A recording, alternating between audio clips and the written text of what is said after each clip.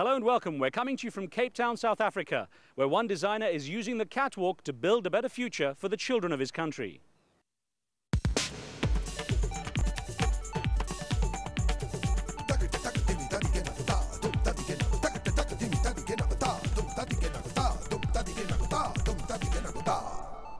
Hello and welcome. Child abuse and exploitation has long-term and devastating effects, not only on its immediate victims, but on a society as a whole.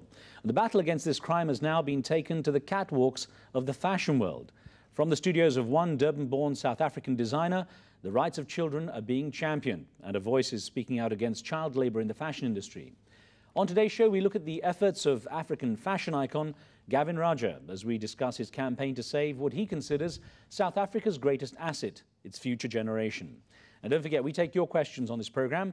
The numbers are on the bottom of your screen. Gavin Rajah, it's great to have you with us. Thank you, Ruth. And congratulations on being made a UNICEF Goodwill Ambassador as well. Thank you. Now, how is that going to help you with the activism you've been doing for a long time to help children's rights? Well, I think that one of the interesting things with working with UNICEF is that actually it's not, being a designer, I was asked to do a lot of fundraising, get involved in lots of projects and things like that. And one can't really quite often measure or quantify the kind of success of one's involvement or one's contribution. Whereas with UNICEF, and in particular in South Africa, it works very closely with government. And South Africa is a fledgling democracy. There's so much legislation being passed. There's so many bills being contested. There's so much debate, and there's so much of transformation that's required. So working with UNICEF is actually a little bit, I think, lends impetus to kind of the work that I'm doing, because I'm able to kind of maybe influence opinion or get a decision made which could have a long-term impact and affect the lives of many people out there. I know you in particular are focused on the issue of child protection, particularly orphans and children who are vulnerable. I wonder, with South Africa, what specific problems you see in that area? What is it for this country? Well, the thing about South Africa is we have a very kind of something which people don't really speak about much, but one of the things which is really sad is we have a high prevalence of sexual abuse and abuse against children, forms of violence and things like that. And just giving an idea, from about 2002 up until about 2006, we have an 83.2% increase on child abuse. And that's quite a shocking statistic. Has anyone identified why there's been that kind of increase? That's a huge increase. Yeah, I think, there's so many things related to it. And I think the fact that, so much is happening around the world, so much is kind of influencing South Africa, so many things are like, people have far more access to different types of things. There's such a high incidence of drug abuse, which of course amongst adults, and that kind of impacts on children in neglect, ill treatment and things like that. So, I mean, I don't think anybody's quite identified one single source, but there's been this kind of phenomenal growth in terms of child abuse. And I think child sexual abuse is becoming quite prevalent in the country. And I think, like a lot of kind of developing countries and vulnerable communities, quite often children in those communities fall prey to kind of people wanting to inflict that type of abuse. Now, I want to talk about your fashion work in a moment, but I want to carry on with this theme because I know you use the fantastic exposure you have through your designs and your exposure to very high-level people to always champion children's rights. And I know in your brochure you write, child-headed households, what's the world coming to?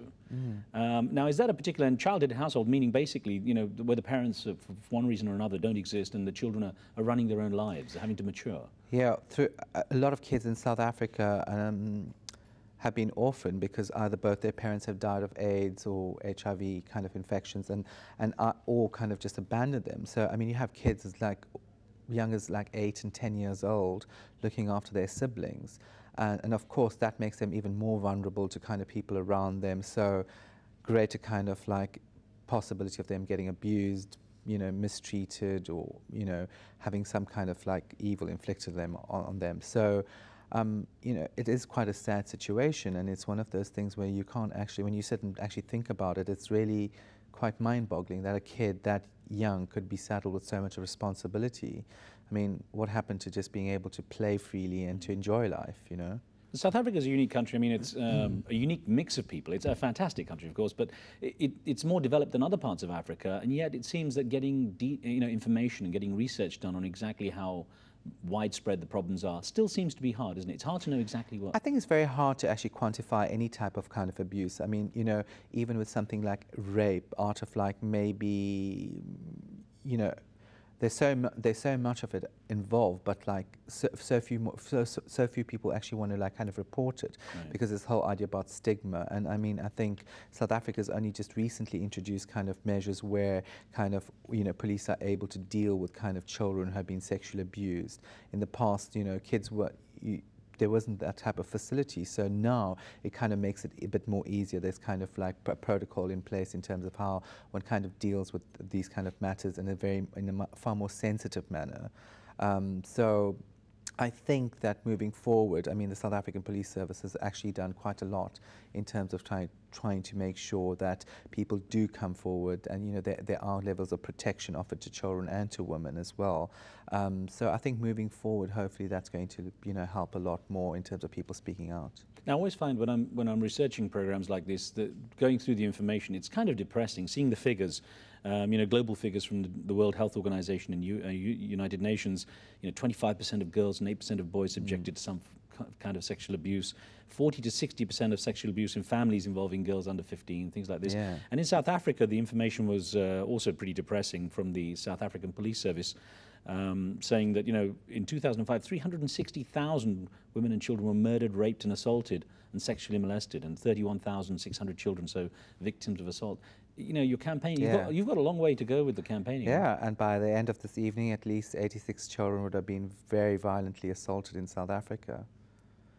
So the statistics are very mind-boggling. And I think in comparison, and you are right, I mean, South Africa is still a very developed country, and even those figures are high, but one must actually look to the larger part of the continent and one see the figures and the statistics that come out of all those other countries, and it is just as shocking, in fact, even far more kind of serious in a way.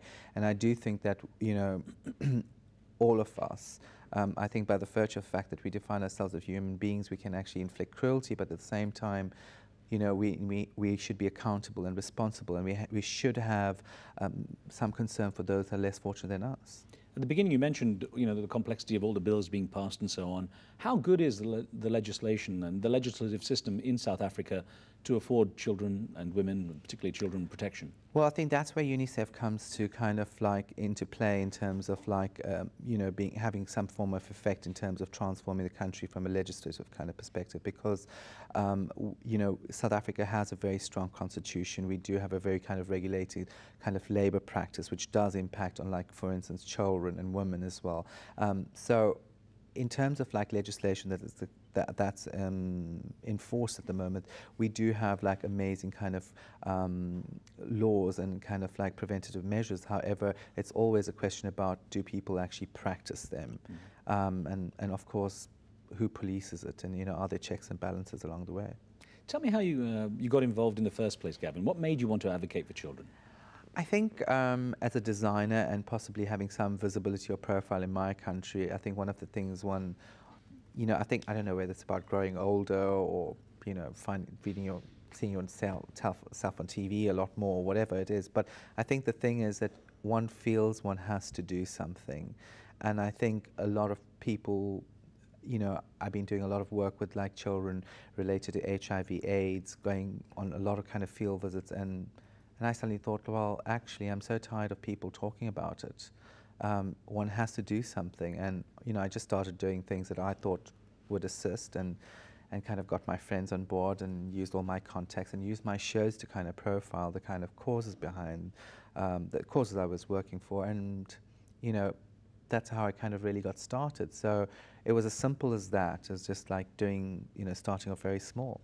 Tell me about Positive. Yeah. Well, Positive was actually a very interesting kind of concept. It was co-founded by a very good Brit artist and friend of mine, Craig Kilford, in the UK. And also it was like about taking a trip into crossing the border between Zimbabwe and Zambia, and realizing all these kids were like banging at the car window, and they weren't begging for money or anything or food. They were just wanting pens and stationery. And we suddenly like stopped the car and were chatting to them, they realized actually they didn't have parents to provide these things. So they weren't going to school because they were feeling embarrassed because of the fact that they couldn't afford these things.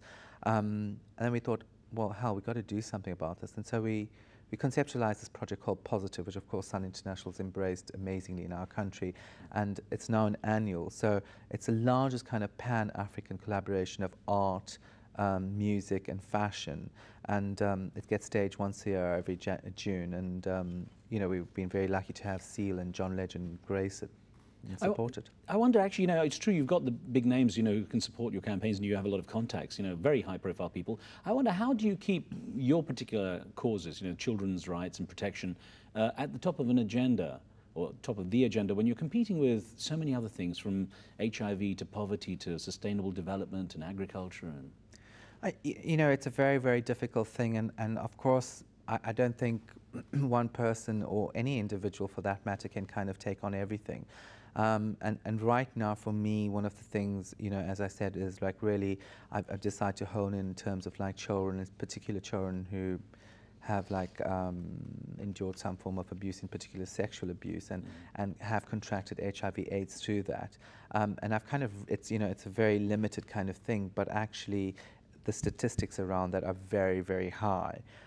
So I think for me as an individual, I think for now that's my focus, and until at some point I see those figures or the statistics dropping, or there's far more preventative measures put in place, or there's a greater awareness around that, then possibly I'd like move into something else. But I think, you know, that's maybe my concern for South Africa. But on the African continent, I think, you know, there's things like, for instance, child trafficking, which I'm very, you know, passionate about kind of trying to eradicate or, you know, expose, and also female genital mutilation. So those are my other kind of things which I'm very kind of passionate about, raising an awareness and conscientizing people around. in fact, we spoke with Waris Deary recently about that, so another one from the fashion world who's been dedicating her time to it. And actually, we had an email that came from Pennsylvania in the United States, from Yusuf, and Yusuf wrote, "Western fashion is only rich and vibrant because of its contact with the South and East.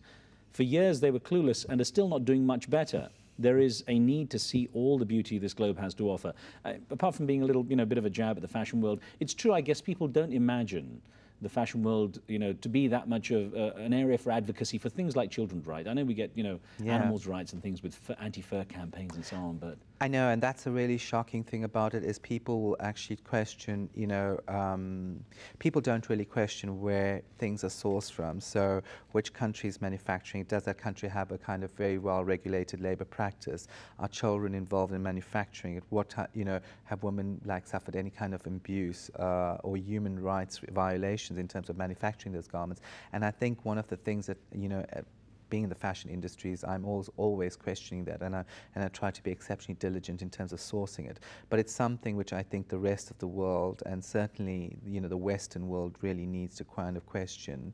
You know, it's all fantastic to have these wonderful campaigns saying, oh, you know, we don't use fur, or we don't whatever, but I mean, at the end of the day, is where are the things actually manufactured and who's actually making those things. You think the industry is getting a little more aware of that? Well, you know, certainly like with all the green issues around, you know, I mean, I'd like to see all the glossy magazines actually. It's great that they're doing green issues, and I'm very supportive of those things. But, you know, for once, I'd like to actually open a magazine and see, like, well, maybe something that comes from a country which has got a very kind of, it's not on Human Rights Watch, or has a very kind of regulated kind of labor environment. Tell me about your appearance in France. I mean, onto your work as a designer. You have an iconic status, of course, in South Africa, and you were pretty much the first South African designer to be asked by the French Couture Federation to show at the Paris Fashion Show. Why is it that Africa's not been so represented, when, ironically, Africa is probably one of the places where design and color and art is so much a part of the daily life? Do you know, it boggles my mind, actually, that, you know, we have the Velvet Mafia, I suppose, and I suppose one of the things that's like so well regulated is the fact that, you know, they decide to choose who gets allowed to show in those platforms and who doesn't get to show. And I must say, even coming out of Africa and showing in Paris, I mean, what the first thing one has to do is overcome the stereotype or the perception that you're out of Africa and that you're not competent or not good enough in terms of producing anything. And secondly, that all you'll ever do is show like either leopard print or porcupine quill. So, you know, and it's the same thing as like being an Indian designer. The first thing people expected me to do was make things out of saris. So, you know, there's a lot of perceptions out there, and there's a lot of minds one has to change. So hopefully LVMH is listening. But you actually took the opportunity to take 4 young African designers with you to Paris and showcase their work as well. How was that received?